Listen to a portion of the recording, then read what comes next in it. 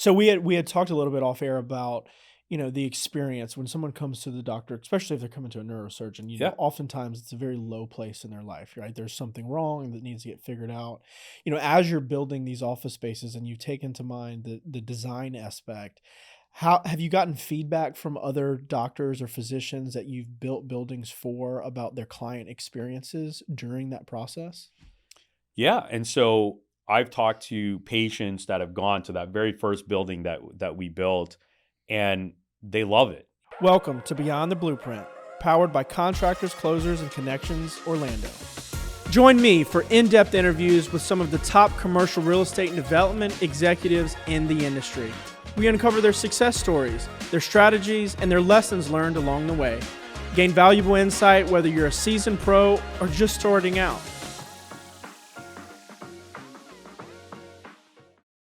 Beyond the Blueprint, welcome back to our great episode with Ravi Gandhi, partner at Orlando Surgery Center and owner of Virax Investment Holdings. Ravi, it is a pleasure to have you on our show. I think that we're going to have a really cool conversation about kind of your transition from medicine to commercial real estate. So thank you for joining us. Well, thank you. Thank you for having me. This is definitely very interesting for me, my first podcast. So Yeah. I'm excited. Yeah. So, as you mentioned, I'm a partner in Orlando Neurosurgery, which is one of the biggest neurosurgery groups. Actually, it's the largest private neurosurgery group in Florida. So that's kind of my day job, I Yeah. guess you could say. So let's talk a little bit about you, right? So, you obviously have I'll let you kind of dive into that, but a background. You knew that you wanted to be a surgeon very early on. Right. So let's talk about your experience in medicine, what that looked like, from an early age, why you chose to go through medicine, and then kind of how your career kind of has developed from there. Yeah. Yeah. So it's actually very interesting. So as you might expect, my parents immigrated to the United States.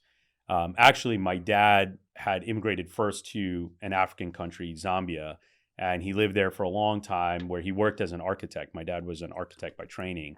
And then somewhere along the line, he got married to my mom. I was born in Africa. Shortly after I was born, they immigrated to the United States, and my dad couldn't practice architecture in the United States, so he got into business. And as many Indian people do, he got into convenience stores, gas stations, and he kind of grew that business from there. And back when I was a kid, I don't know how old you are, but when I was a kid, kids kind of didn't do their own thing. They sort of hung out with their parents over Right. the summer, and so I spent a lot of time with my parents at the gas station, cleaning up at the gas station, working at the gas station. And I learned a lot about the business world just passively. I didn't know that I was learning it, but I It's ended like up learning a lot. osmosis. Yeah, basically osmosis. I would do, back when bookkeeping was actually books, I would help do that. I'd help count money, do deposits, things like that. So it was really interesting. But I kind of was more, sort of academic. I was a little different than my dad. My mom was, an avid reader, and so I kind of adopted that from her. So as I went through school, I was a pretty good student, and somewhere along, I think it was fourth grade, really in fourth grade, where I kind of decided that I wanted to be a doctor. So what happened was my grandfather, my mom's dad, as long as I could remember, had a stroke, and he had paralysis on one side of his body, and then he passed away from a stroke in fourth grade. So in fourth grade, I decided I'm going to treat people with stroke. I'm going to prevent people from having strokes. I'm going to save people with strokes. And then serendipitously, I read a book that was well beyond my years. I didn't understand anything in the book, but there was a neurosurgeon in the book. So I said, I'm going to be a neurosurgeon. And people used to laugh at me. I'd go to the gas station. My dad would tell people like, oh, he wants to fix my brain. It was a joke for as long as I can remember. So as I went through school, I graduated high school. I graduated a little bit early, went to college, kind of stuck with that. I'm going to be a neurosurgeon. I kind of goofed off a little bit in college, learned some mistakes I shouldn't repeat, made it through medical school and got into neurosurgery residency. And, really for me as an outsider, right? Like many people go into medicine, they have family members who are in medicine. As an outsider, the reason I wanted to be a neurosurgeon at its foundation was because I wanted to really make a difference. I wanted to help. I realized that when you help one person, it's not just that one person. Like if you save somebody's life, that's a father, a brother, a son, it's a mother and aunt, you affect an entire family, and then Sure. that family has connection. So you forget, or we forget in medicine, that each person that we treat is part of an entire community. Right. Right. And so I went into medicine, and that was my goal, is that I wanted to, obviously, I'd love to be able to help every neurosurgical patient in the world if I could. But, helping one patient at a time, it's an amazing feeling. And every once in a while, get inundated with work, on call, doing all these things. It takes some time to stop and reflect and say, hey, this is why we're doing this, right? We're here to really help people, whether it's back pain, headaches, brain tumors, spine tumors, stroke. All of these things are so important. But that's not what we're here to talk about, right? So then when I got into the real world, right, it's not all, roses and sunshine. There's a lot of business involved in medicine. Sure. And when I got out into the world, I said, man, this actually kind of sucks, I hate having to think about, insurance and bills and all these things, right? Because we're taking care of patients at sometimes their lowest moment in their life or their family's lives. And so when I thought about it, I said, man, we went into this to help people. Like, how can I actually focus on the medicine, right? Like, Sure. how can I let all the other stuff just kind of fade away into the background? And so I kind of went back to my roots and I said, hey, what do I know, right? And so when I moved to Orlando, which is about a little over 9.5 years ago now, I started kind of going out and meeting a lot of people who were heavily involved in business. And as most doctors, people approach me to be a passive investor in deals. And I say, yeah, I'd love to do this so I can learn, and then I can do business so that I don't have to care about the finances of medicine. Sure. And I realized that I was never going to learn being a passive, investor. And so then I said, let's start doing it ourselves, and let's figure this out. Like, we're definitely going to make mistakes, just like in anything. Sure.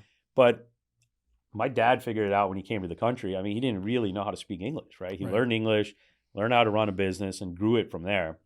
And so for the last 8 or probably about 7 years, I started working in the real estate world, which started off, it still is my side job, but it's become a pretty significant part of my life. And what it enables me to do is it enables me to decompress the medical side. Right. And so knowing that I have assets, you could say, that will protect me regardless of what I do in medicine, gives me the ability to do the medicine that I want to do.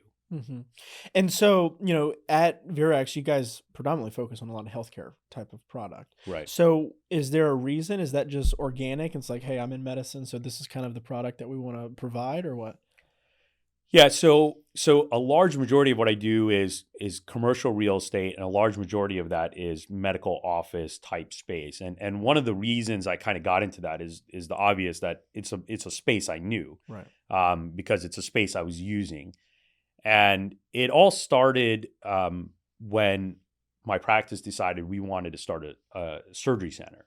And so we went down this road of looking for a location to put our surgery center, and going through the due diligence on different properties. I started to learn more and more about evaluating properties. And a couple deals fell through in that process. And ultimately, when we found a location, we built out our surgery center. So I went through the construction process. I learned a lot in that. And then I found some other properties along the way. And one of the things that I realized is that a lot of the people who build medical office space, it's an investment class for them. It's Sure. nothing personal. Right. And so when I looked at it, I said, can I do this? And can I do it differently? And in doing it differently, can I hopefully make it better? And so one of the things I noticed is that, and I hope I don't offend anybody who does medical office space, but one of the things I noticed is that there's a lot of medical office space that's just a box with windows. Right. And if you're ever a doctor, a medical provider of any sort, and you're a patient, you don't want to walk into a box and walk through a hallway and open a random door that could be a door to a closet or be a door to your doctor's office, who's Sure. maybe going to help you or tell you some pretty significant news. You want to walk into a medical space that feels good. It looks nice. It feels nice. And so I realized that I want to do medical office space that looks nice and feels nice. It could be a medical office space. It could be a coffee shop. It could be anything that you would choose to go to, right? Sure. I have to go to a doctor sometimes too. And I remember I went to see one of my friends who's a physician. I won't mention any names. And I walk into his office and I'm like, his office is nice. But walking up to the office, I was like, I don't feel good. Right. I'm a little nervous, like this hallway makes me nervous. Right. Skinny. Yeah, it's skinny, no windows, Right. it's dark, the lights are flickering, it could be the beginning of a horror movie, Right. And so I thought about that and I said, man, like imagine the thousands of patients who are walking through this office every year. So we set out to build something different. And our very, very first medical office building, which is right on the corner of Fairbanks, close to Mills, we built that, and we definitely bit off more than we could chew. It Yeah. was an expensive piece of land, prime location in Winter Park, and we set out to build not just a box, but something attractive, something that was attractive to the community, something that was attractive to the patients going to that building, something that was fun for physicians and medical providers to work in. And I think we accomplished it. If you ever get a chance to walk into that building, I strongly encourage it. You walk in, and as soon as you walk in, there's windows bringing in lots of light, and there's no real hallways in the building. All the hallways are kind of in the background, but when a patient walks in, their experience is all open spaces. Yeah. So we had talked a little bit off air about, the experience when someone comes to the doctor, especially if they're coming to a neurosurgeon, Yeah. oftentimes it's a very low place in their life, right? There's something wrong that needs to get figured out. As you're building these office spaces and you take into mind the design aspect, how have you gotten feedback from other doctors or physicians that you've built buildings for about their client experiences during that process? Yeah. And so I've talked to patients that have gone to that very first building that we built, and they love it.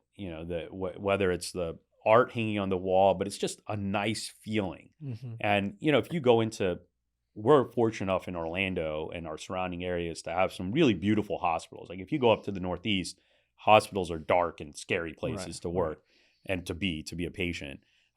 If you go to any of our Orlando hospitals, they're beautiful. And so doctors' offices need to mirror that. And so patients have told me when they've come into these offices, they've loved it.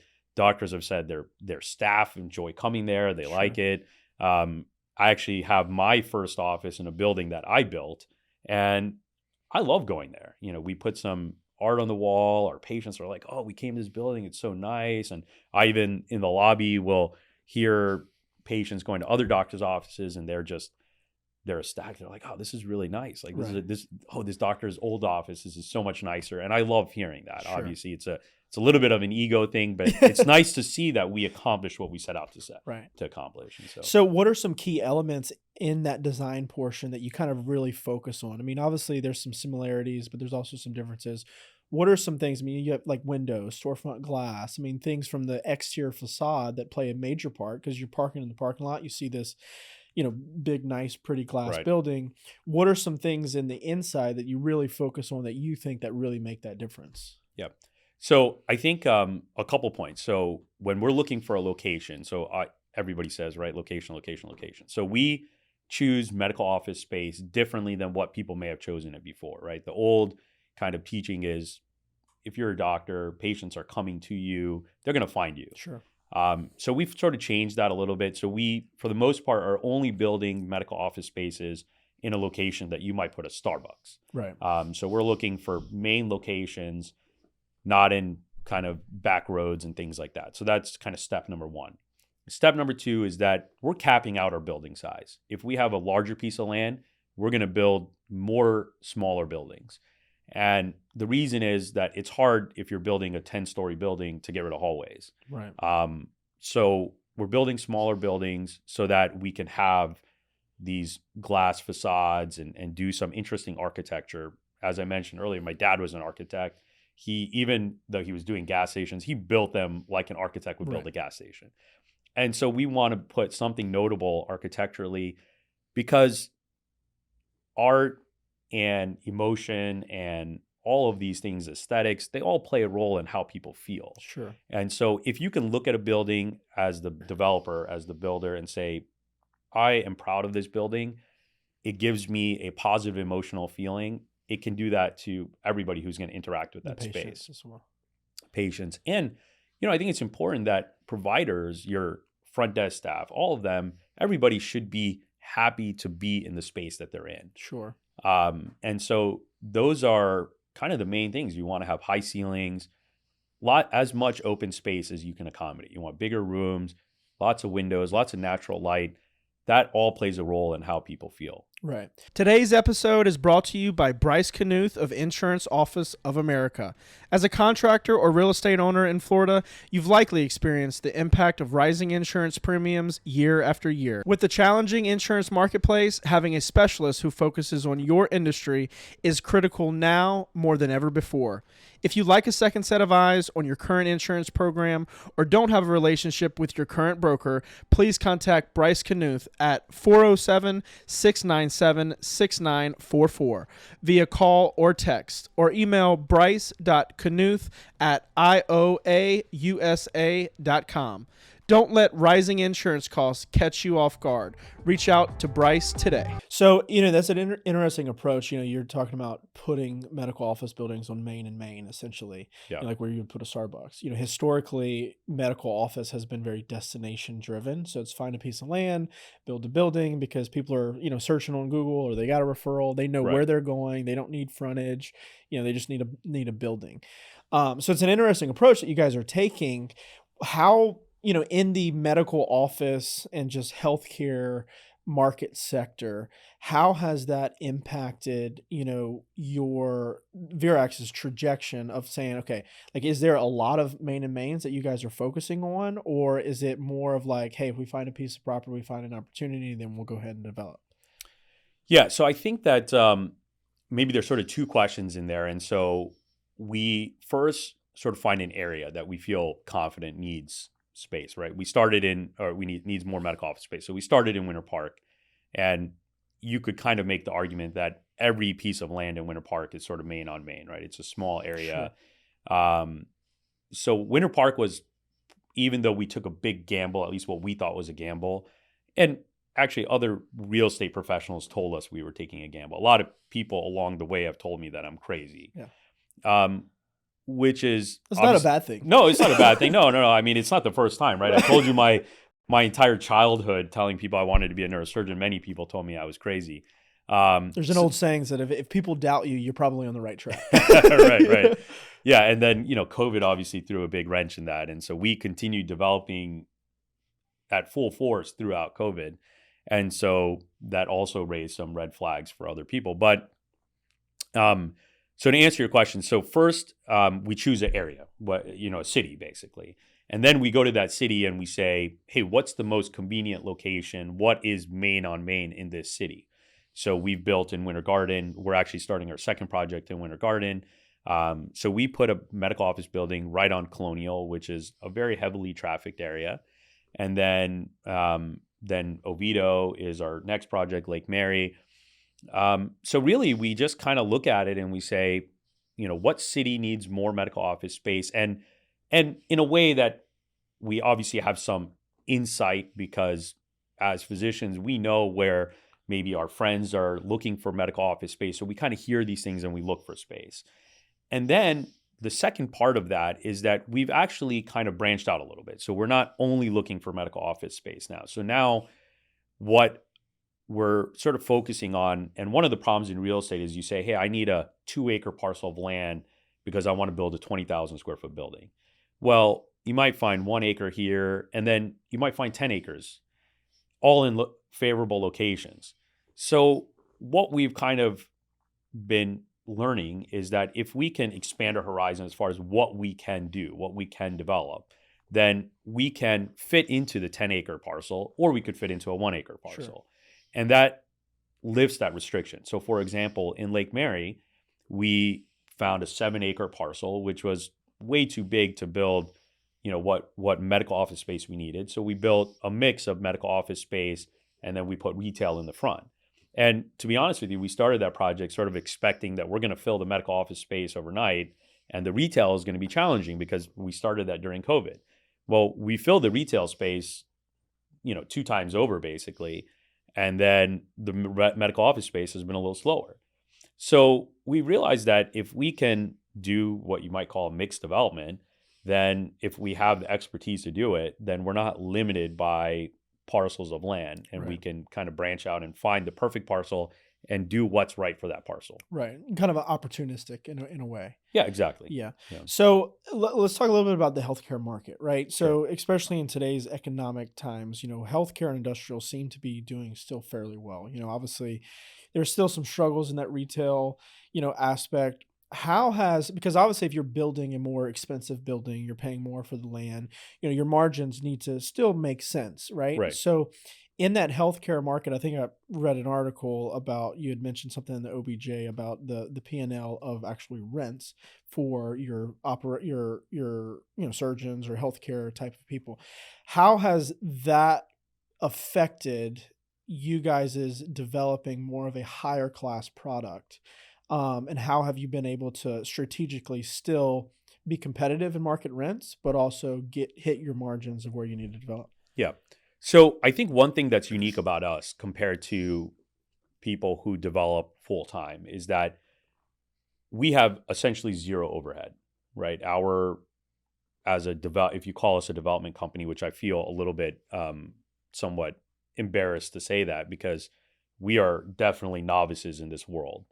Now we're novices with a bit more experience than a true novice, but we are new. One thing that we've learned is that overhead, which we learned early on, hinders a lot of growth potential. And when we developed our first project, we got inundated and probably overwhelmed with people approaching us to say, we'll be your development partner. We'll do all the work and you bring the tenants. And so in the beginning, it seemed very attractive. And people started bringing us kind of proposals, basically. And what I realized in their proposals is that maybe they can build the building cheaper than we might be able to because they have in-house architects or engineers. But then they have a huge overhead that they have to cover. So what we might lose in efficiency, we gain in low overhead. Mm-hmm.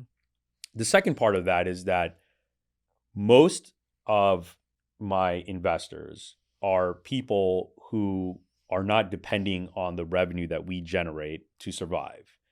So because we're not producing revenue that feeds anybody, we have the ability to decrease our margins when necessary because these are assets that we're developing either for the long term or to flip out of. So we're holding true to our development plan, knowing that right now there is some stress, there is obvious stress in the world and probably more stress coming in the real estate world, in the financial world. Then you look at the finances of medicine, and probably that's a big gap from what the world knows, right? So Sure. people look at, healthcare costs in the United States are so high. And, I had surgery this year. I tore my Achilles playing pickleball. And so I had to have surgery. And so I got to see from the other side, right? I started getting the bills coming in. And you look at this as from a patient standpoint, and it's overwhelming, right? Mm-hmm. You see these bills, and obviously the biggest bill is always the hospital's bill, right? I had surgery at a hospital. So the hospital sent me huge bills, and the numbers and the dollar amounts being sent out were huge. But you think about this and you kind of say, well, one of the things about medicine is that medicine is a unique business, if you're to call it that, in that the medical providers don't decide what they get paid, right? So it's the only industry in which two people can have the exact same service and they pay a different amount. And so what I mean by that is you have X insurance and somebody else has Y insurance, and I do the same surgery, provide the exact same service, and your insurance company decides what they pay me, and his insurance company decides what they pay me. And honestly, I don't even know, right? I don't know who pays more or less. I don't care. I can't care, right? Because that's going to impair my ability to work. So when a physician is going out and saying, hey, I need new medical office space, of course, every doctor wants the shiny medical office space. But inflation hasn't changed what insurance companies are paying. My practice went to the insurance company and said, hey, we have to pay our employees more because the world costs more, right? They need more money to be able to pay their rents, to Sure. pay their gas. And so our costs have gone up significantly just to run our practice, to do the exact same thing we did before. And the insurance company said, that's not really our problem, right? Now, insurance companies don't mind posting these huge profits, right? Because that's who they answer to. But that's the problem, right? Is that when you see these bills, these are all things that happen at a corporate level, not the doctor that's taking care of you. So we have to be sensitive to that, right? We talk to a doctor and he says, well, I'd love to have a new office. I need a new office. Well, I signed my last lease 10 years ago and I was paying $12 a square foot and now it's $30 a square foot, but I'm not making any more money than I was. Right. So that is a challenge, right? And then forget, just what you're paying in rent, your air conditioning costs, putting an air conditioner into your space, your drywall costs, everything costs more.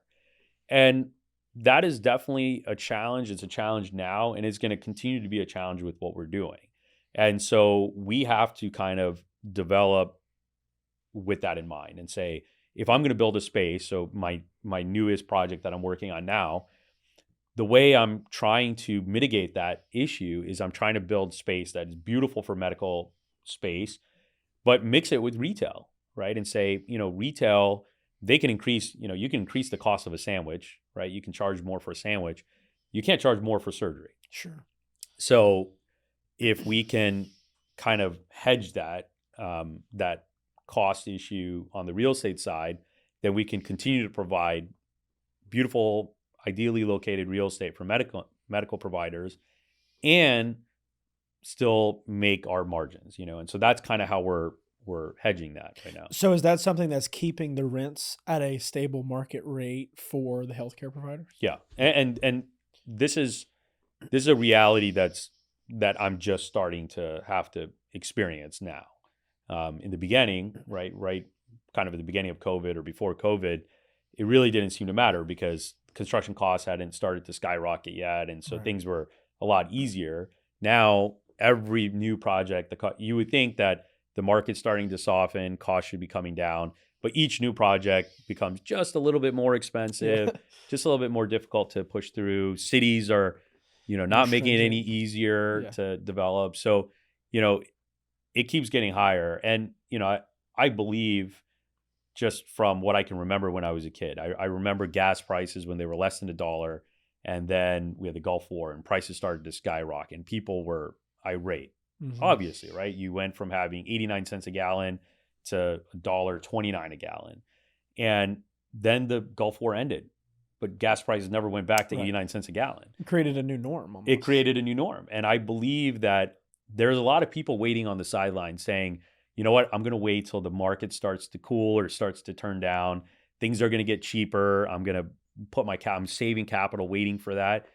But I hear that from a lot of people. So I believe that a lot of people are waiting on the sidelines. You know what that means? That as soon as things maybe start to soften and prices maybe feel the pressure start to come down, a lot of people are going to start dumping capital and they're going to go right back up. Right.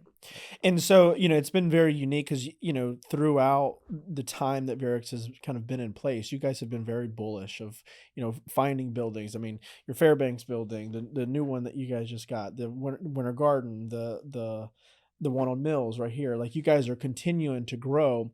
How has COVID affected, whether positively or negatively, you guys' ability to continue moving in the direction and trajectory that you're going? Yep. So, COVID was interesting. And I think I sort of took a slightly different perspective, and I had a lot of friends and people telling me, why are you doing these things? And I honestly, I started some of my riskiest projects during COVID. And I started my first residential project during COVID. And, obviously, whether it's, no, you can never differentiate between skill and luck and the combination of the two, right? But I kind of believed that one of two things was going to happen when COVID was kind of taking off, especially when it kind of hit the United States, is that either the world is going to come to an end, and if I lose all my money, it really doesn't matter, or we're going to bounce back from this, right? And I believe that we were going to bounce back, right? I just couldn't fathom this idea that the world was just going to fail because of COVID, right? It was obviously a huge thing. And unfortunately, it impacted many people. I myself was contracted COVID early on, and it was devastating. I was exiled. I was eating outside, waving to my kids through the windows. I couldn't go back to work. I had to cancel surgeries, all these things. But I just knew that I believed, I shouldn't say I knew. Obviously now I can say I knew, but I believed that we would come out ahead. And I think that, COVID has created all these supply chain issues, or maybe these things came to light because of COVID. But we were lucky enough to start projects at the beginning of COVID. So we kind of got in some things right before the prices really skyrocketed. We did experience early on some price changes. But the benefit we had is that because we didn't stop, we brought things to market when nobody else was bringing things to market. So that is a bit of luck, a little bit of, guts, I guess you could say, and it paid off. So the real question that everybody's asking is what happens now, right? And so I keep asking myself, right? Do I stick with, I'm a bullish person, I'm always going to be bullish? Or do I say, wait, maybe this is now the time to pull back? And you can sit down and you can start reading and listening to, various other pundits and people talk about what they believe is going to happen in the market. And I think the one thing that we can say for sure is that no matter how smart you are, no matter how good you are, nobody can predict what's going to happen. Sure. So the only thing I can predict is that I can't predict. And so what we have to do is we just have to be ready. And so when we look at it, we say, hey, we have multiple projects ongoing. Before we pick up another project, I have to call and talk to each one of my partners and say, hey guys, we might have to start putting in cash into these projects. Are we going to survive that? Right? Because partnerships are great. When a partnership is doing well, people are making money, everybody's happy. Right. But when people start losing money, when people start getting scared, that's when you worry that are these things going to fall apart? Right. And I think where we have some confidence is that people have some faith in us because we provided some early success.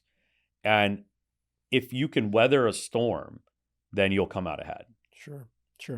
Yeah. I mean, a lot of people have a lot of different, I've talked to a lot of developers even, whether they're architects, engineers, GCs, suppliers, a lot of people have a lot of different opinions about how COVID affected. I think for most of the industry, there was a little bit of pullback. I mean, like you said, when everything was great. People were doing deals, things were moving forward. And so it kind of caused us a little bit of a pullback. Like for us, we got really lean, right? So it's like, okay, if we can weather the storm, then hopefully we'll come out on the end. Beyond the Blueprint, this has been a great interview with Ravi Gandhi at Virax Holdings. Yes, sir. So make sure you like and subscribe to the channel for more content like this. We will see you next time. Thanks. See you soon.